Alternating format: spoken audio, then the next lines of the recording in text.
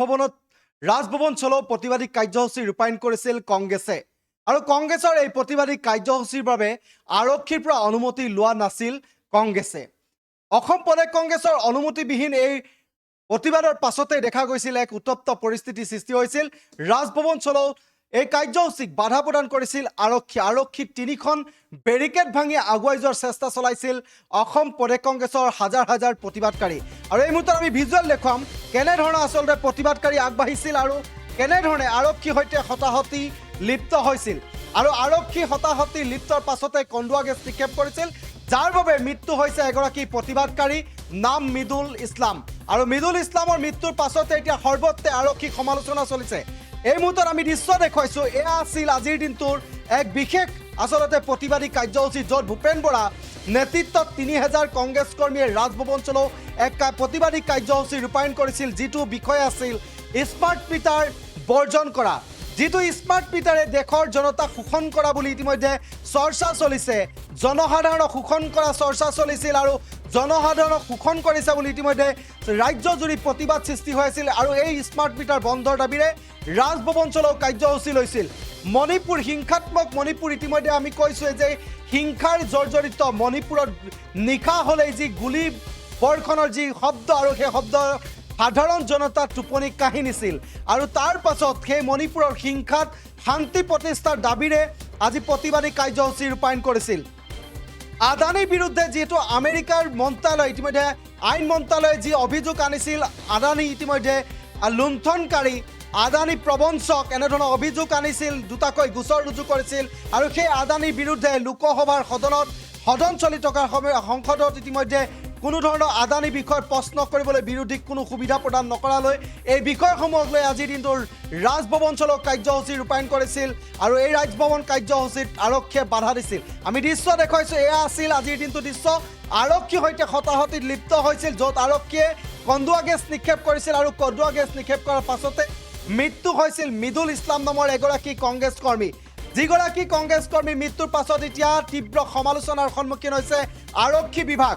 আৰক্ষী ডিজিপি সিঙক ইতিমধ্যে পদত্যাগ কৰিবলৈ দাবী তুলিছে ৰাইজৰ দলৰ সভাপতি অখিল গগৈয়ে। ঠিক একেদৰেই সমালোচনা কৰিছে ৰাইজৰ দলৰ সাধাৰণ সম্পাদকগৰাকীয়েও। ইতিমধ্যে ৰাছেল হুছেইনে কৈছে এয়া আচলতে পৰিকল্পিতভাৱে কৰা এটা হত্যাকাণ্ড আৰু এই হত্যাকাণ্ড আৰক্ষীয়ে পৰিকল্পিতভাৱে মুকলি আকাশৰ তলত কৰিছে বুলিও ৰাছেল হুছেইনে মন্তব্য কৰিছে। আমি দৃশ্য দেখুৱাইছোঁ, আচলতে এনেধৰণৰ প্ৰতিবাদী কাৰ্যসূচী ৰূপায়ণ কৰিছিল। জনসাধাৰণৰ মূল সমস্যা সন্দৰ্ভত আজি কংগ্ৰেছে মাত মাতি ৰাজভৱন চলোৱা এক কাৰ্যসূচী ৰূপায়ণ কৰিছিল, যিটো প্ৰতিবাদী কাৰ্যসূচীৰ অনুমতি লোৱা নাছিল আৰক্ষী বিভাগৰ পৰা।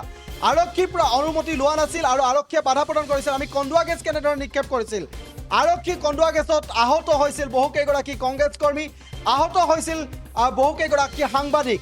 ইতিমধ্যে তাত থকা সংবাদকৰ্মী আহত হৈছিল কন্দুৱা গেছত আৰু আৰক্ষী কন্দুৱা গেছতে মৃত্যু হৈছিল এইগৰাকী মৃদুল ইছলাম। আৰু কংগ্ৰেছ কৰ্মীগৰাকী মৃত্যুৰ পাছতে এতিয়া সৰ্বত্ৰে এনেধৰণৰ প্ৰতিক্ৰিয়া সৃষ্টি হৈছে, সৰ্বত্ৰে আৰক্ষীক সমালোচনা কৰিছে। আৰক্ষী সঞ্চালক প্ৰধান জিপি সিং ডাঙৰীয়াক ইতিমধ্যে পদত্যাগৰ দাবী তুলিছে ইতিমধ্যে ৰাইজৰ দলৰ সভাপতি অখিল গগৈয়ে।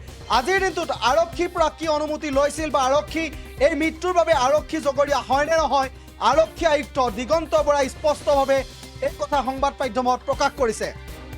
আৰক্ষী আয়ুক্তগৰাকীয়ে ইতিমধ্যে কৈছে যে এই প্ৰতিবাদী কাৰ্যসূচীৰ বাবে কংগ্ৰেছে অনুমতি লোৱা নাছিল। কি কৈছে আৰক্ষী আয়ুক্ত দিগন্ত বৰাই, আমি দিগন্ত বৰাৰ মন্তব্য আপোনালোকৰ মাজলৈ আগবঢ়াব বিচাৰিছোঁ।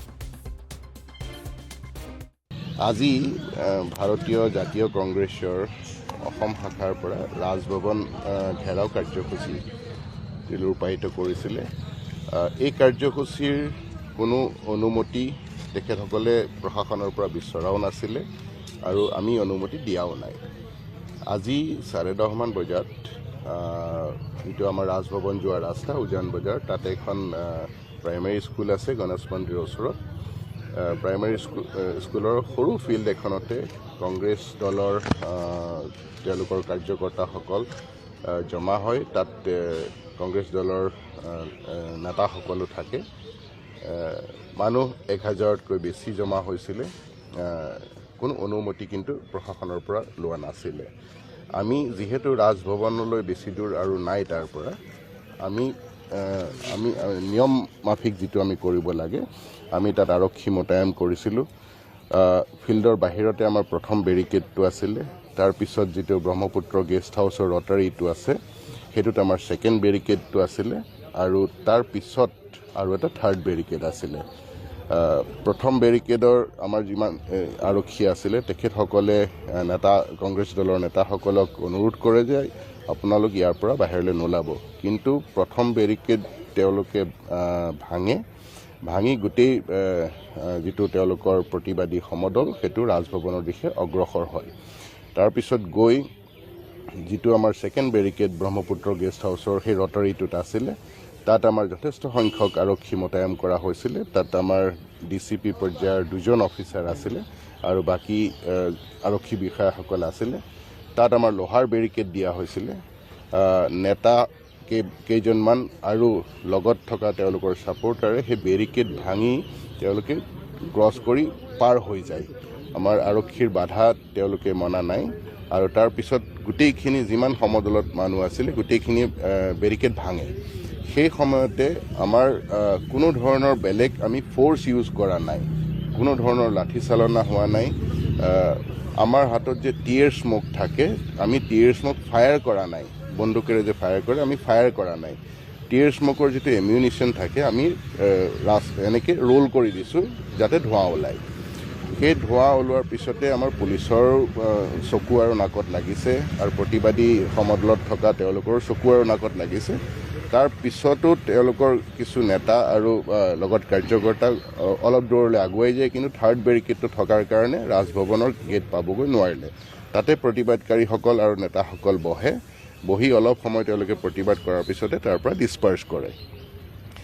ডিছপাৰ্চ কৰাৰ পিছত আমি খবৰটো পাইছোঁ যে তাতে কোনোবা এজন ব্যক্তি যি প্ৰতিবাদী সমদলত আছিলে অসুস্থ হৈছে সেই অসুস্থ হোৱাৰ খবৰটো পোৱাৰ পিছত আমি GMCত আহি প্ৰাথমিক তদন্ত কৰি আমি যিখিনি গম পালোঁ প্ৰথম সেই অসুস্থ ব্যক্তিজনে বিভিন্ন ব্যক্তিৰ লগত তাতে কথা পাতিছে আৰু কৈছে যে মোৰ গাটো ভাল লগা নাই তাৰপিছত নিজৰ গাড়ীত গৈ অলপ পানী খোৱাৰ পিছতে তেওঁ অকণমান অচেতন নিচিনা হৈছে লগত থকা বন্ধুবৰ্গই ওচৰতে উইণ্ট্ৰভ হস্পিটেল আছিলে আমাৰ আমবাৰীত উইণ্ট্ৰভ হস্পিটেলত নিছে উইণ্ট্ৰভ হস্পিটেলৰ তাৰ ডক্টৰে চাই ক'লে যে GMC লৈ যাওক গুৱাহাটী মেডিকেল কলেজ লৈ যাওক তাত ভাল চিকিৎসা পাব কিন্তু গুৱাহাটী মেডিকেল কলেজ আহি পোৱাৰ পিছত ইমাৰ্জেঞ্চি ডক্টৰে চাই কৈছে যে ইতিমধ্যে সেই ব্যক্তিজনৰ মৃত্যু হৈছে তাৰপিছত পুলিচৰ ফালৰ পৰা যিকোনো খবৰৰ বাবে যোগাযোগ কৰক 7099017330 লগতে 7099017110 নম্বৰত।